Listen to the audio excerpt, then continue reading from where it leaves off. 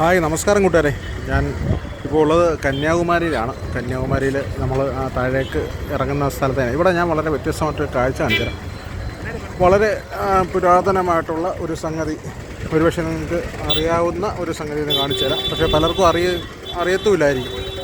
ഇതായത് കണ്ടോ, ഈ ഇരിക്കുന്നത് തിരുവിതാംകൂർ രാജഭരണകാലത്തൊക്കെ ഉള്ള അഞ്ചൽപ്പെട്ടിയാണ്.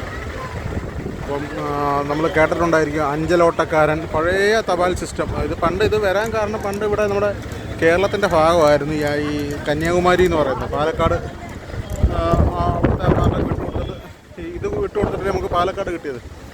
അപ്പോൾ അതുകൊണ്ട് ഇത് ഇവിടെ വന്നതാണ്. ഇപ്പോൾ ഇത് ഇന്ത്യയിലെ ആദ്യത്തെ, അതായത് ഇന്ത്യയുടെ തുടക്കത്തിൽ ദക്ഷിണേന്ത്യയിലെ തുടക്കമാണല്ലോ കന്യാകുമാരി എന്ന് പറയുന്നത്.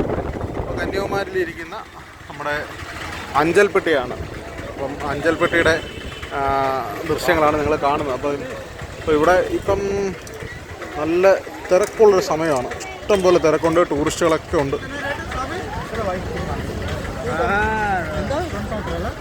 ഒരുപാട് തിരക്കൊക്കെ ഉണ്ട്. ഒരുപാട് കാഴ്ചകളൊക്കെ ഇനി കാണിക്കാനുണ്ട്. അപ്പം അടുത്ത വീഡിയോയിൽ കാണാം.